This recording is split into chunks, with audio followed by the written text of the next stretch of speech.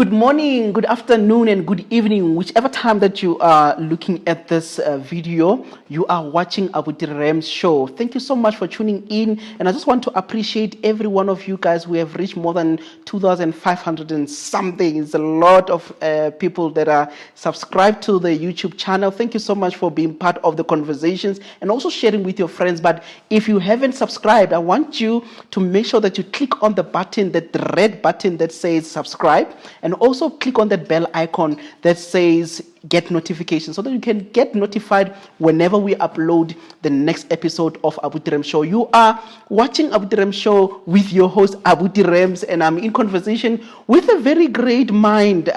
We have been having talks, on social media, on Facebook. We're doing live sessions, and some of you have seen some of the sessions where we do them on Fridays at 2 p.m. By the name of Obakeng Gaitate, but I just want you guys to check him out, and there's also their website that you can check out the work that they do called Cash Institute. So we'll also put in the links on our description. But guys, we're having this conversation about the economy. How many of you are actually interested in knowing and understanding what the economy is all about, and also what are the things that we need to be learning from what our leaders are saying about the economy? An interesting thing that had recently happened is that we had the investment summit that was hosted by our president and also our country, and we had a lot of companies investing into the country, and we want to also interrogate that conversation which was had and also what we can do. But this great man that I'm sitting next to here in his office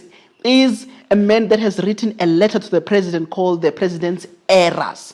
And we're going to also go into that letter and find out what are those errors that he's mentioning, and is it a valid point that he's making about those errors. And we are going to have that discussion with you. Help me welcome Ndate Obakeng Gaitate. Yes, sir. Thank you. Okay, Obi. Mr.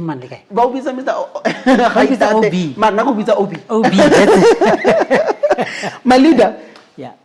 Now I know you because we do work together, we do business together, and we host sessions together right now. Yeah. Newly established friend of mine, and but a lot of people don't know about Obi. Yeah. And I want you to say in your own words, who is Obi? What does he do? Where do you come from? And what can people know about you though? Well, I always like to say that I'm a passionate teacher.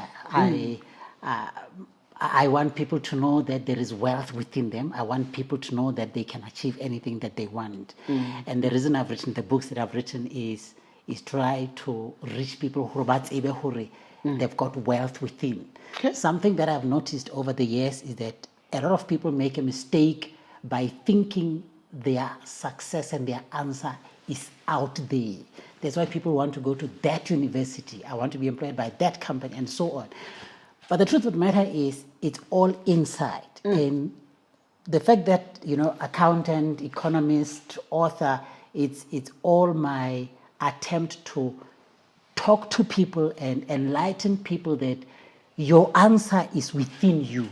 Your answer is not out there. Your answer is not at that country or in that city, but inside you. That's where all your answer is. And that's really all that I do. Yeah, I always say that, I've been to many universities in South Africa and outside South Africa, but all of that is not important. The important thing is that everybody must know that all your answers are within. And that's my mission. That's all I talk about day in and day out. So you are an author of books. What are these books addressing? What is your core message though? I have written, I think at the last count, I have completed 12 books. Wow, that's nice. But the purpose of the books is really to educate or awaken people to the truth that they have all the answers within themselves. And you see, it's easy. One of the things that I talk about in, I think it's in the book Citizens Awake, is that I mentioned that one of the errors that the people do is following societal consciousness. Okay. Now, societal consciousness is doing what everybody does. But then I say, where has that led us?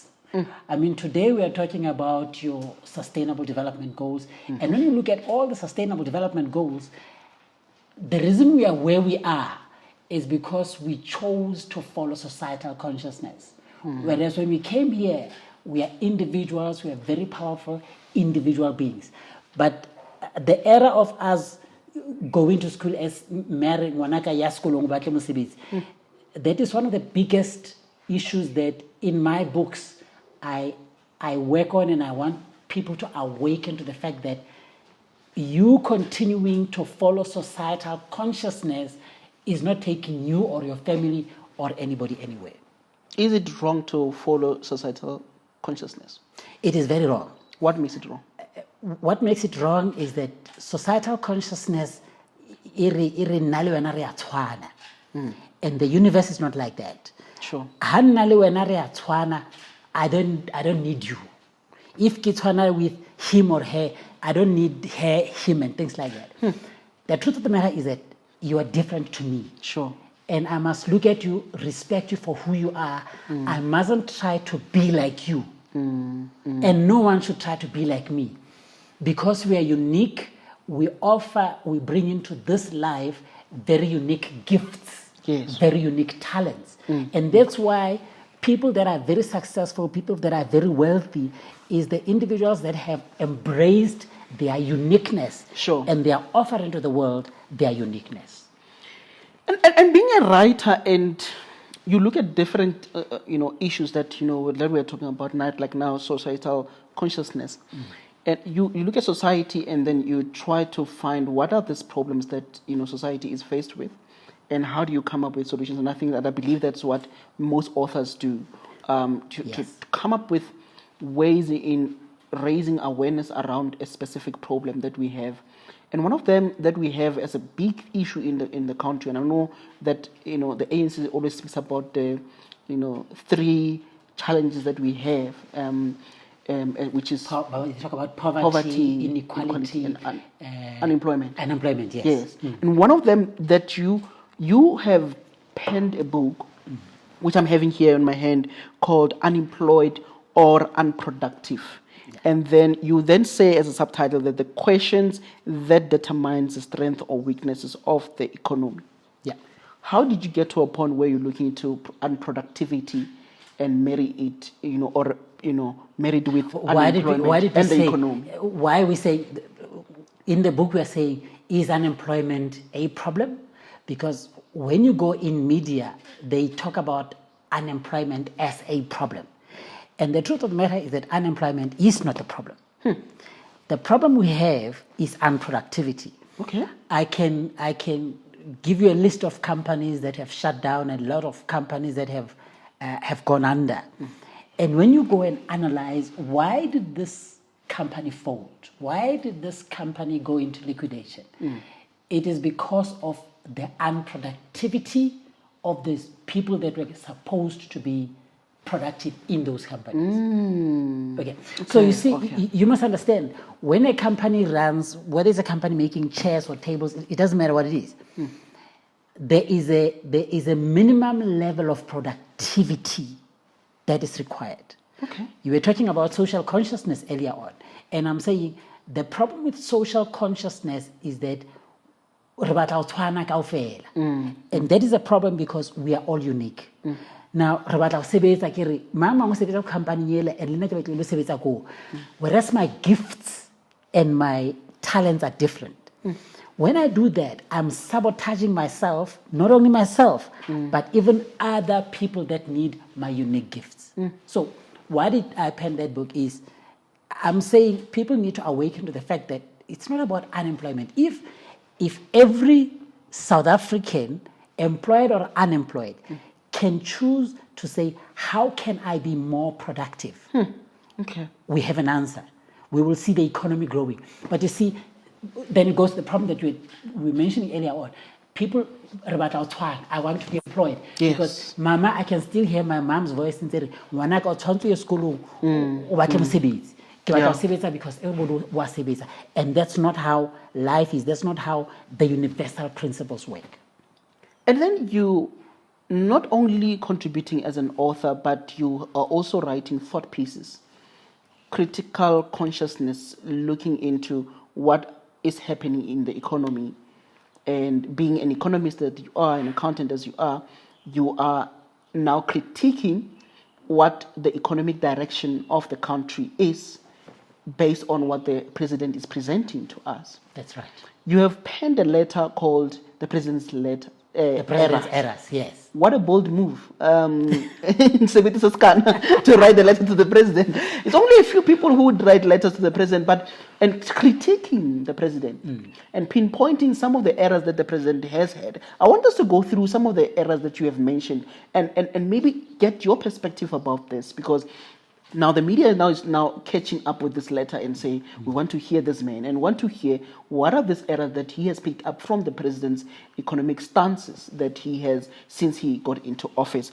And I want to go into them. I'm not going to go all of them. How many are there? 21? Is it 21? 21 errors. 21 errors. But I'm going to go into some of them which I found very interesting, maybe the beginning ones. And maybe let's walk through what in your mind, what you mean by these things and how important is it. Error number one, you're saying that it is not the responsibility of government to create jobs. That's correct. But then when you have political parties campaigning, they're saying we're going to create 1 million jobs. The president stood boldly in 2018 and said that we're going to create 250,000 jobs by 2018. Dollar jobs today. And we had the EFF saying that jobs or they said land or nothing, and then jobs or whatever, something like that, with the different slogans that they have on their T-shirts. And we're seeing political people and leaders saying, we have given ourselves the responsibility to create jobs. Is it possible for government to create jobs, and why are you contesting that? I'm saying it's not possible, it's not right. And let me explain why. I think when we go back into economic thought, when we go back into economic science, what is the duty and the responsibility of government? The duty and the responsibility of government is that they are supposed to be the manager of public goods. The government is the manager, the financier of public goods, and that's it. The government is supposed to say, we need to build a hospital. Now, I can't own a hospital on my own. A hospital is a public good. It is a responsibility of government to say, how do we build a hospital for the people in Alexandra and in Kelvin? That is their role, that is their duty. It doesn't matter what political party you're talking to. The issue of the creation of jobs, that is not the mandate of any government. And I'm not only talking about South Africa, I'm talking about governments throughout the world. Yeah. You see, so when we get out of our purposes, that's why we fail. Now, I've started to be an accountant, and I enjoy preparing finances and doing tax returns and things like that. I'm not a motor mechanic. If I try to be a motor mechanic, you bring your car here, and it'll probably take me 6 months to a year for me to fix your car. Sure. Because I'm not a mechanic. That's not my role, that's not my responsibility. And we are saying, now the problem is when political parties say they will create jobs, and when we, as the citizens, believe the lie, maybe let's not say the lie, when we believe the incorrect statements of You're government, being politically correct now. It's the lie. Let's say it. It's a lie. But you see, Sure. what that does is then it to put it bluntly, I'm castrating myself. If I believe the lie that the government is saying they will create jobs. Now, how did you get to a point where you are then saying that perpetuating, the colonial mindset? What do you mean by government saying that we can create jobs when you're saying by them saying that they can create jobs, they are perpetuating this colonial mindset? Okay, you see, now the question you're asking is very deep. The colonial mindset. Let's go to what the colonialists did when they conquered Africa. The colonialists started to educate our forefathers that they are the ones that know what is good for us. They are the ones that decide where we must stay, what we must do, and all that. So our forefathers, it's a different discussion altogether, but our forefathers ended up believing that, and they waited for the colonial masters to tell them what to do and to guide them where to stay. This is what has happened. The fact that we as individuals, look, each and every individual is very creative and very innovative. And in this book, Unemployed in the book when we ask, is unemployment a problem or is unproductivity? The truth of the matter is 99% of employees do not have to be creative or innovative. They are waiting for the colonial master. Sure. You can say the employer or the director or the boss. They're waiting for the colonial master to tell them what to do. So as an employee, until my master tells me, Hori, Obi, go clean the glasses, I don't do that. My master must say, okay, pack the books, and then I do that. And then my colonial master pays me for my obedience to their instructions. So what are we saying? The government continuing to say we will create jobs. They are perpetuating that mindset. They are telling people, listen, all you people of South Africa, listen, all you people of Botswana, Lesotho, do not be creative, do not be innovative. Wait for us to tell you what to do. So in a nutshell, when we say they are perpetuating the colonial mindset, is they are continuing the discussion that people must not think. People must not be creative. They must wait for the boss. They must wait for the colonialists to tell them what to do. If you then say, if you're looking at it that way, then you have another end of, of this whole snake, the other on the tail, where you have small businesses or businesses. I don't like to call them small. Yeah, they're businesses. Because there's something that you even, dispute, that government is creating a small business mentality or mindset. And I agree with you on that, primarily on the basis that small business is big business. It is actually the one that actually moves and drives the economy, and they are the ones who are even saying that, our politicians are even saying, admittedly saying, that small business is the driver of the economy and we need to pump in small business. What has been your observation of the support that was given to small businesses in terms of, injections, cash injections, or, any way of support during this global pandemic that really hit us hard when we had gone into, a technical recession and jumped into that? Maybe you could also even explain what is that technical, recession, and what that means for our audience who are still new to what economics means. And when we got into that, March, then in came the coronavirus that hit us, and then we had to go under lockdown. And what has been the support of government to the small business that are calling small and which are really big businesses? Yeah. Look, we must obviously commend government for what they've done in supporting not only businesses, but even in the area of social grants. That is commendable. Now, let's go to the general support of government to business. When you look at the Minister of Finance's budget, I want you to look at these two key issues. When you look at and I'm going back to the mindset of our politicians. The mindset of our politicians, unfortunately, is still not decolonized. And I'm borrowing the term decolonized from the UNISA conferences when they do these decoloniality conferences. Yes, sure. The people whose minds are still colonized, they still believe in education. That wanaka yaskolong ubake mosebetsi. I want you to look at the budget that the Department of Small Business gets. I want you to look at the budget that education gets.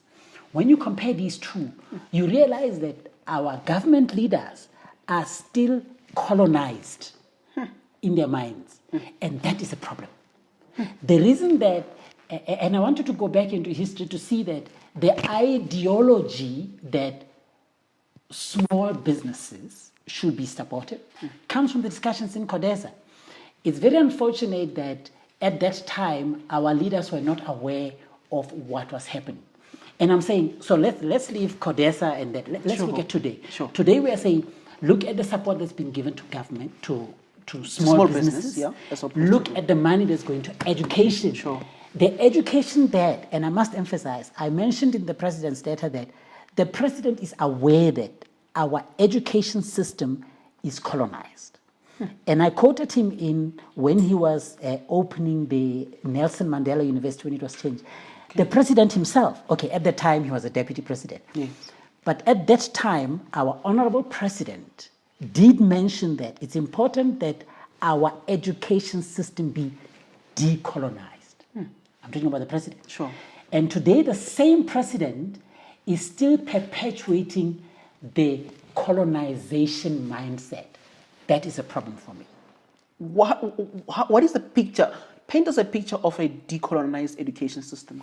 A decolonized education system is an education system that recognized the individuality of the so-called students. I call them mentees because these are people that need to be taught. These are the individuals that need to sharpen their unique skills, their unique gifts. Okay. It is wrong to put 100 students in a class and teach them law without first saying, is law your thing? Is accountancy your thing? Is science your thing? So you see, the system is broken because we have children saying, "Kilo apply go university." Why? Whatever king. They go to applications. Without me, okay, apply BA. Okay, next I apply BA. When I was BSc, B whatever, and people do that. So our education system is still colonized in that it still sees individuals as tools to take instructions. That is a problem. If you're watching this conversation, I'm in conversation with Obakeng Gaitate. I call him Obi, and we are talking about the economy. We're talking about some of the decisions that the president has taken, but also we are having a clear focus. Pinpointing some of the errors that the president has committed, and he penned a letter called the President's Error, which can be found on their website called Cash Institute. But I want us to continue with this conversation so that we can have an extended conversation and continue to have deep understanding of some of the errors that they have identified, and also what his take is on the current economy. Right now, we've been, we're just on level 1 of the lockdown, and what does this mean for small businesses, especially some of the industries that have been closed at the moment and they are unable to actually cope. So, Mr. Obi, we like picking up from the conversation that we're talking about now, the small businesses being crippled and not being given the financial support, and you saw how, and I don't know if it's something that this president is obsessed with, and with all due respect, how do you allow conglomerates such as Bidvest, which you were a shareholder of and a big friend of, and you allow a big conglomerate such as that to bid for a tender 1 million to do toilets at Gautrain. This happened in Sandton. Logically, if we look at it from that standpoint, it's illogical. But we have a sitting president that has allowed big business that has been dominating for so many years, and it's still able to take small jobs which was meant for small business, because they call us small businesses. Yeah. And in Limpopo, where they could bid for 500,000 tender for doing irrigation system or something like that. Yeah. I mean, what goes into the mind of our leaders in terms of understanding that the businesses, the small businesses that they call small business, are actually the drivers of the economy. And if you look at the support that we didn't get as small businesses during COVID, and it's as if like COVID has left. Yeah. You always say that during COVID, Yeah.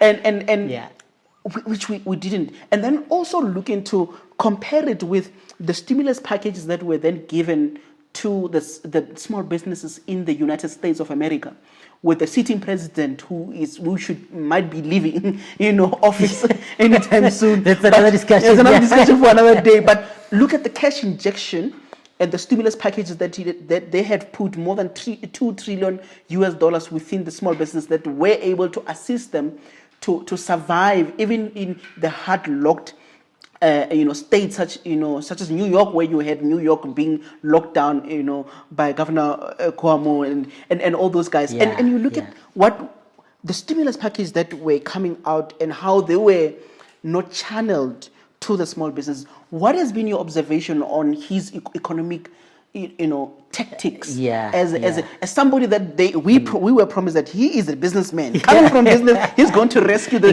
Remember that audio, that video clip that he understands business. And this is what we've been told by Pravin Gordhan. In 2017 at the Daily Maverick, that we need to put this man in 2017 in November, because he is the only solution, because he comes with a vast knowledge. What is your take? No, it is sad. I must accept it is very sad.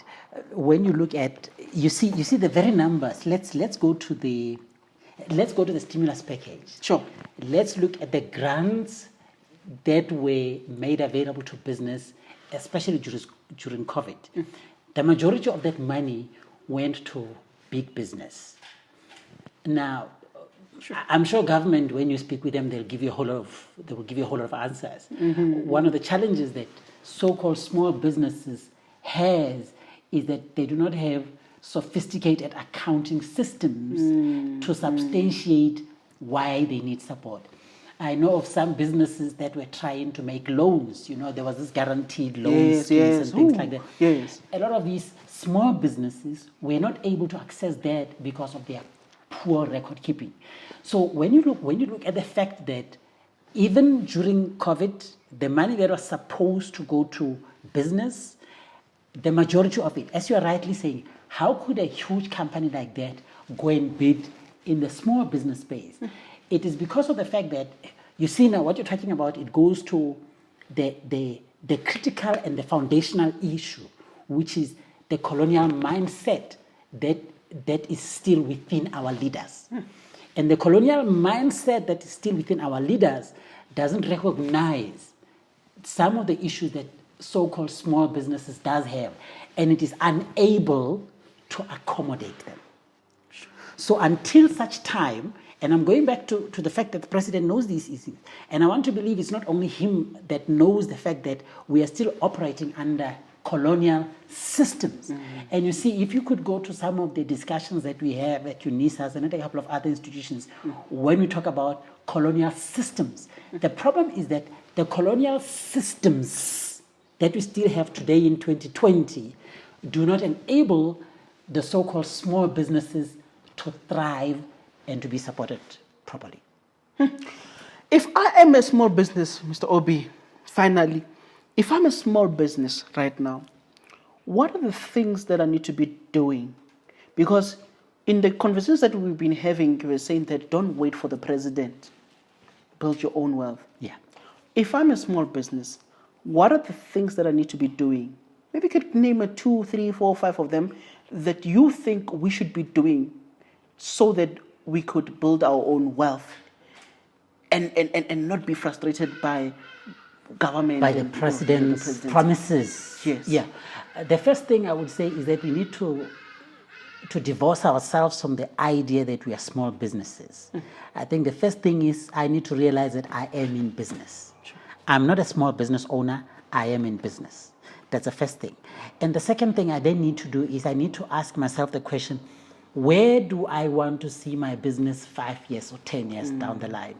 What that does is it begins to awaken inside me the dreamer in me. It begins to awaken in me the original me who is not put into boxes by society to say, no, you're a small business.